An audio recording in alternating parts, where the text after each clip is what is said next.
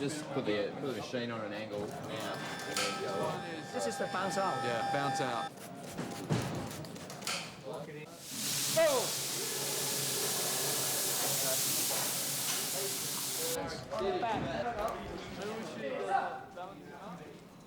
If there's one way to do it, and there's the easier way and the harder way, it's beautifully the harder way.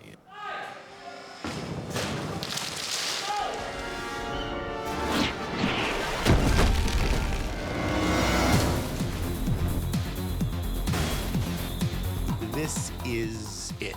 This is where all of the work we've done, all the technology that we've created comes together. They take us all the way. They take us all the way.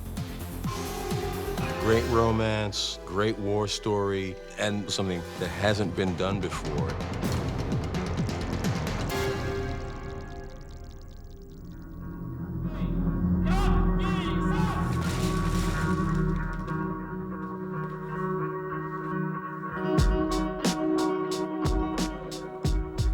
What are we on, day 247 or something?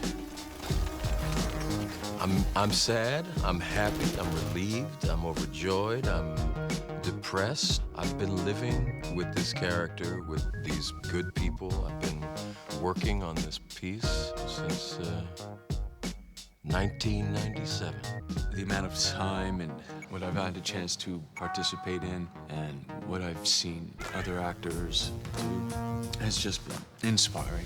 The Wachowski brothers were literally shooting every day for 270 days, almost a year of shooting. It was an incredible task. Because it's such a long period of our lives, and you know, we've all been together through a lot of fun and hard work and a lot of tragedy and sadness and a lot of happiness and joy.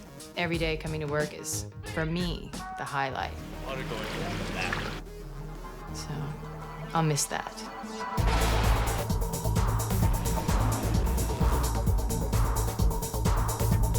The first movie's about birth. The second movie deals with life. The third movie's about death. 3 seems to come back down to this head-on collision that's going to happen between Neo and Smith and the defense of Zion, and they are also inextricably linked together. We actually get to see the real confrontation. If this is it, this is going to be the takedown. One of us is going to win, one of us is going to lose. And ultimately, everything is lost and everything is gained. In less than 12 hours, the machines will breach the dock walls. We've seen that once the machines are inside the city, the odds of our survival decrease dramatically. Has that been word from the Nebuchadnezzar? None, and at this point, there's no reason to expect that there ever will be. Perhaps. But we can hope. Revolutions was like this wonderful poem on love and life and death. All about trusting and having belief and having faith and fighting for that which you believe in. That in the darkness, if there's light, it will always prevail. The nature of a reality and a alternate reality. It's an epic, but it's an epic in postmodern terms, postmodern conditions, and yet it's timeless, because all great epics transcend any historical period. And I think in the end, The Matrix will also transcend its historical period.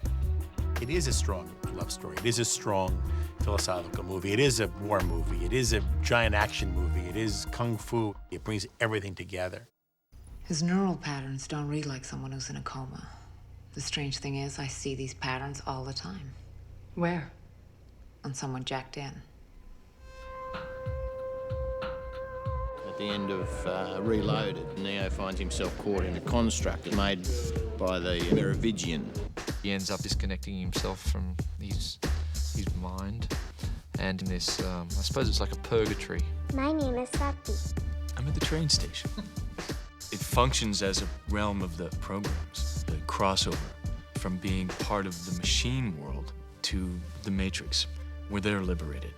To get from one world to this other world, Neo has to go through the train man. Who are you? The train man is kind of like the ferryman crossing the River Styx.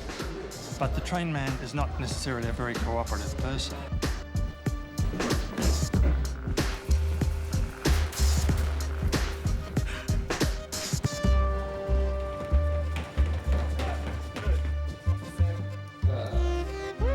Humans are supposed to be free in the Matrix, but they're really imprisoned in programs they're now trying to escape because of deletion or other kinds of situations like Merovingian, who are now using the Matrix as a form for a free place to exist. Dealing with kind of the evolution of entities, programs, humans, machines, and nature. Do you recognize me? A part of you. Yeah, that's how it works. Some bits you lose, some bits you keep. I don't yet recognize my face in the mirror, but I still love candy.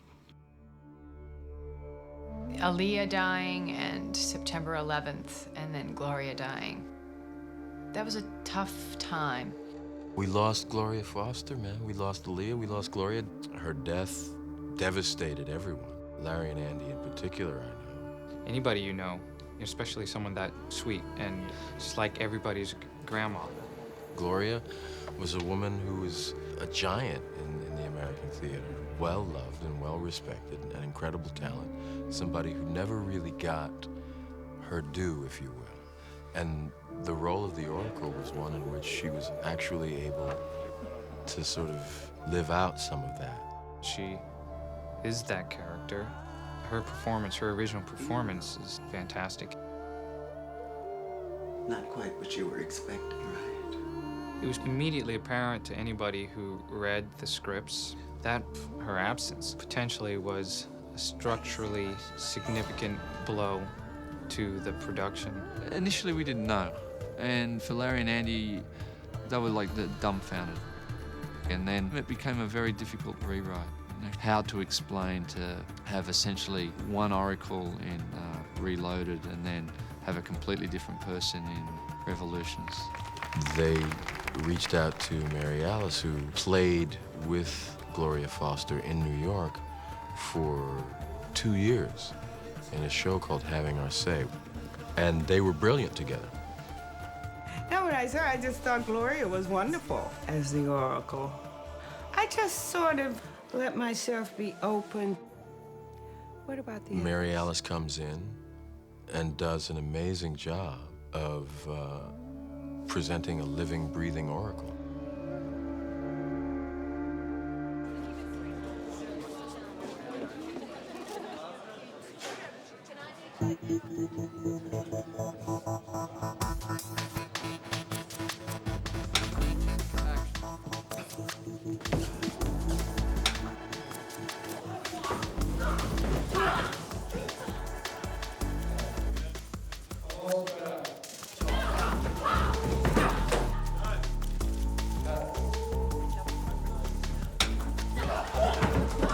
The saga of making the movie was as full of drama and thrills and chills and excitement as the movie themselves.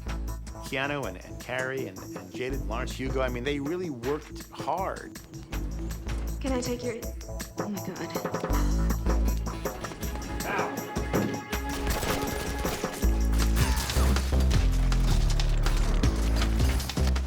I had such anxiety when I walked onto the set. It reminded me of when Keanu and I did the government lobby.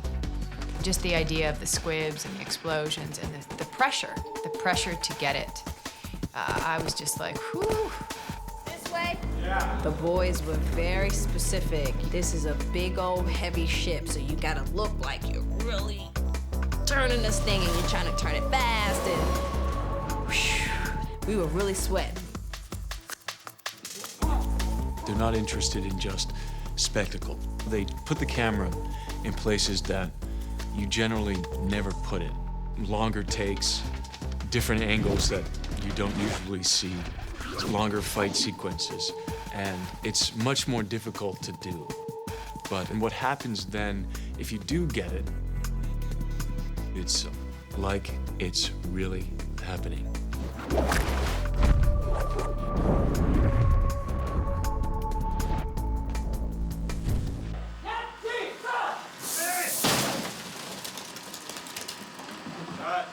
Good. Are you okay? Okay, everyone.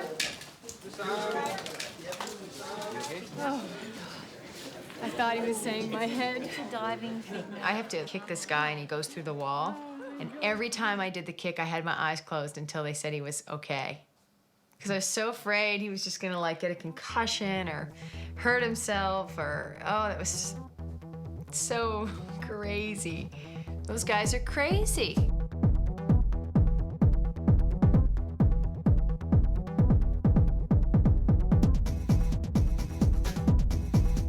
I never knew stuntmen until this film, and stuntmen and stuntwomen are very, very special people. They're like kids.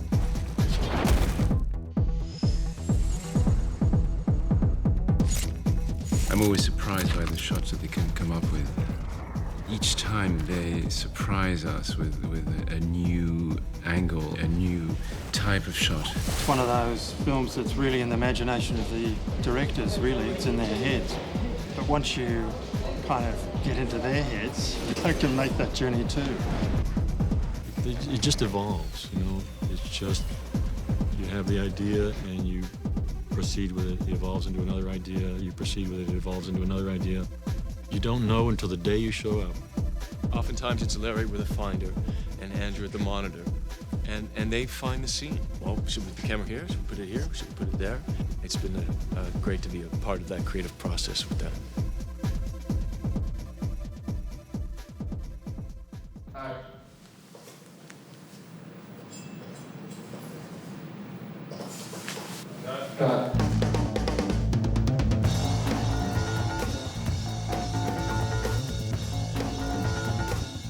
The amount of sets and the amount of setups and the amount of units shooting at one time, it was mind-boggling. It takes an army of people doing the conceptual drawings, the storyboards, physically building those things, painting them. Larry and Andy and Bill Pope standing on that set and directing and photographing the actors. And then add to it visual effects. What's a pod-born pencil neck like you doing volunteering for my corps? I want to do my part, sir. We gotta hold the dock. How old are you, kid? 18. Should have said 16. I might have believed that. Machines don't care how old I am. They'll kill me just the same. The siege is where all the bruises came from, and it's gonna be well worth every bruise.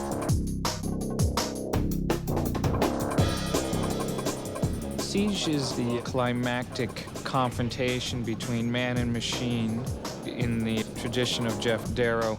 It would be very, very, very dense frame. Jeff Darrow established a lot of the design with these massive drawings where every single bolt was detailed and every bit of rust had a line. The challenge of making that into the siege was massive. It's really an epic sequence. I mean, it is just huge. It uses everything that a filmmaker has at his disposal to create something gigantic. Full of live action photography, integrated with CGI photography, integrated with miniature work. The amount of art and technology that's had to come together in such a short period of time is pretty much second to none. You have to get everybody together, work it out. First it comes from the brothers, then it goes to Owen, and then it goes to John, and it comes to me, and we just slowly hammer it out. What does it really look like? What does it look like finally on celluloid? We're standing on the dock set at the moment, and you can see all these fantastic sentinels. Larry and Andy like to have some physical set into which to place a visual effect. It's something that could not have been done ever until right now.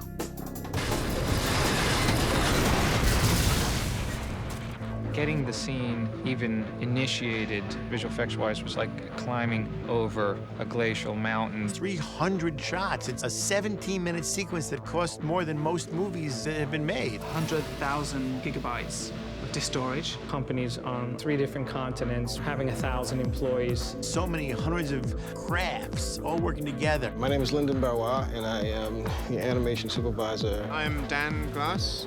I'm one of the visual effects supervisors. My name is Scott Kravitz. Visual effects supervisor. Visual effects technology supervisor. Animation supervisor. Character setup artist. Head of R&D. Color and lighting TD. My name is Alistair McLeod. I'm Technical director. What am I? I worked on the hair tool. Randy, like animator. Animated. Animator. Animator. Animator. Animation. Lead animator on the siege. The scene has been drawn visualized, discussed, tested for a solid 2 years now. It was extraordinary just looking at that animation, you know, and that was just a rough idea of what was going to happen. They prevised this entire sequence. So more often than not, we use the previs as the Bible. They had this amazing APU and all its accoutrements. Which is essentially a robot that they sit in the seat of. Again, it came from a drawing that Jeff did. It was a huge effort to kind of construct that. One of my great pleasures was to show them one of these drawings. As soon as they started laughing, I knew I did what they wanted. 10 tons of metal, he could make it shoot all over the place. So the other part of the set that was made was a human carriage. It's got all these fantastically dramatic moves, which are all run off the animation cycle that John Gator's team at Escape have worked out. As an animator, you actually got to drive those performances beforehand. So those performances are already tailored to an action that you've developed. It was like being in the ultimate PlayStation game, you know? You were actually in the game, to be in there shooting down these bad guys and being the last man standing. So it's been all of these people that go together, put all these bits and pieces together. Eventually you get an APU standing there. We have launched a miniature unit working specifically on things that just get destroyed.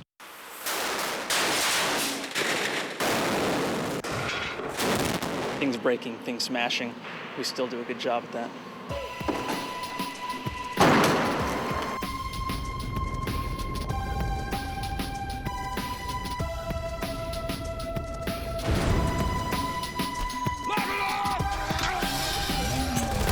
When you are a good filmmaker, you know how to use CGI. It is an incredible tool. Our team is essentially just working on The Siege, which is recreate this entire underworld environment. The dock, the characters, the platforms, the subfloor, throwing in all of our thousands of sentinel swarms. The biggest CG battle that I've seen in a film. So it's a real mishmash of real art-directed physical objects, actors, digital creatures, miniatures, and computer graphics.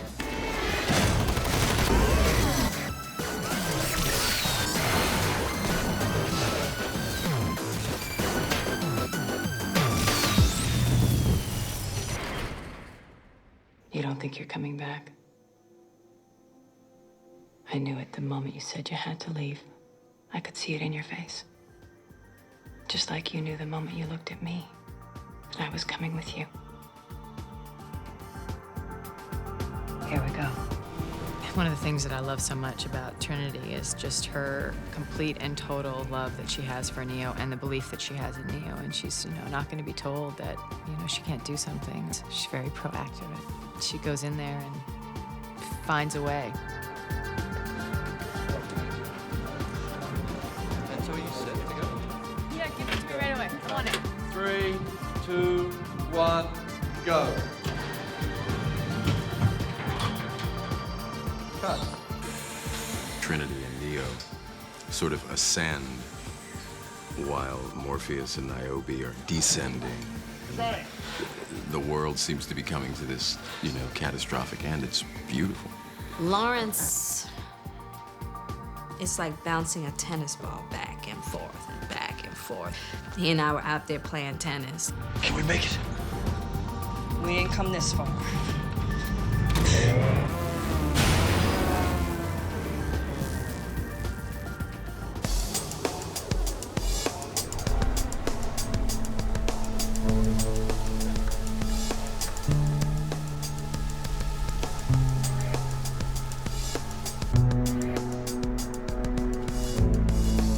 Smiths are meant to be all the same, and yet, do you dissipate the energy of Smith for a viewing audience if there isn't one central Smith? Does the viewer really want there to be one central, extremely bad Smith that they can kind of focus on? The whole Neo-Smith interchange all the way through is the key to the Matrix to me, and it really comes to a head in 3.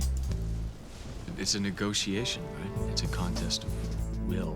They're opposites, and therefore they have to be together in life and death. They have equal power and equal strength, but you know, one wants one thing and one wants the other. He expresses the desire to be all-powerful. He seems to be taking over the world. Yeah. And he seems to relish that. Mr. Anderson, welcome back. We missed you. It ends tonight. Super Brawl takes place in the street, in the air, and then in a building, and then in a crater.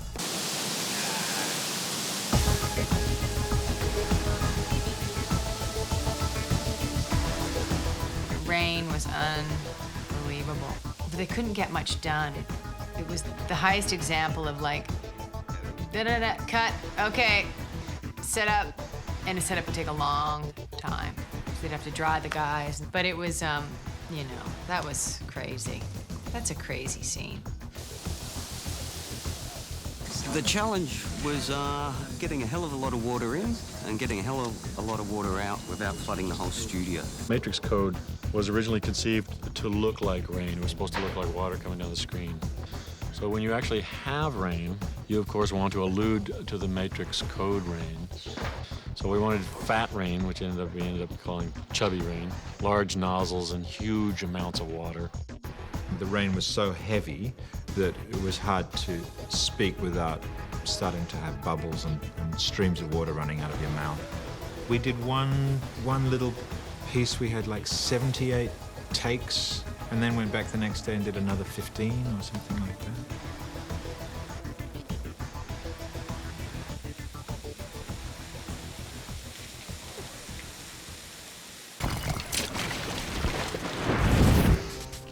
Fight gets taken skyward, and there is feats of flying and flying, fighting, and ways of battling in the sky. The whole scene is a serious amount of blending between computer graphics and photography. They wanted to see flight in a way that we would assume would be the characters would have weight and they would move and they would feel like they were flying. We had to devise some practical methods which were rig-based, and then, of course, applying virtual humans anywhere that we could to do some of the more complex camera coverage. The virtual human process is a combination of the motion capture and universal capture. The beginning of the story starts with going up in the zero-G plane and studying what it looks like to be doing martial arts in zero gravity.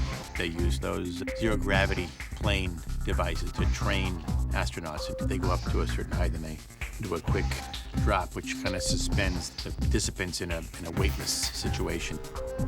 Gaeta and the guys wanted to get a sense of what weightlessness was like. It's really excellent reference we actually used as a template for how the shots would look. And there's a lot of bits and pieces that are achieved by motion capture. It's kind of like the strings of a puppet. The cameras can't actually see the actors, but we record those motions, and then we can attach those motions to a different character. And you kick Hugo! You just have to find some joy in it. Universal capture, which is kind of like emotion capture, where they do tremendous, very, very high definition photography of a face, and then the computer actually records how they are, so they can actually take one person's face and put it onto another person's face. You deliver a hit, you're running in, you're pissed at him because you're going to just take him out. Come on. It's like your whole performance is being taken apart.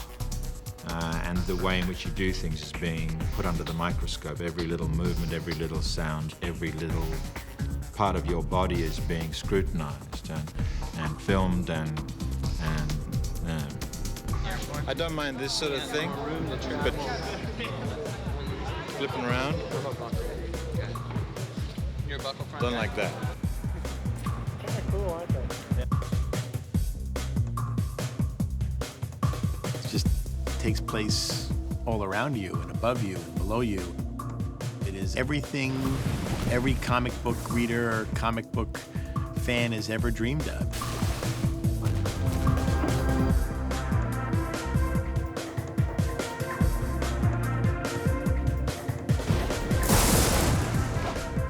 Folks, the Gate's good. So that would be a motion picture rep on Morpheus, Lawrence Fishburne on Matrix Reloaded.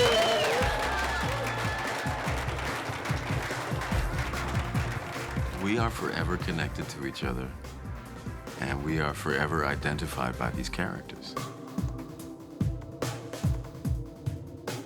It's been a transforming experience. It's been so much learning, and it's been hard, wonderful. Being on this project has helped me grow in so many different ways. It's been hard, but that's what makes it really good, you know, rolling up the sleeves and trying to realize this dream. You know, that's kind of been one of my mantras through the days. It's just, you know, may we realize this dream. It's wonderful to be so committed to something that you believe in. There just aren't many projects like The Matrix. This is the only movie I would have sacrificed 2 years of my life for. This is the only one. People took the most extraordinary things out of the first one. This one will be no different. It's an evergreen. It's going to be around for a long time, a long, long, long, long time. Hopefully we'll have fun, things to think about, things to talk about, and we'll create some moments about being excited, going to the movies. Everything that has a beginning has an end.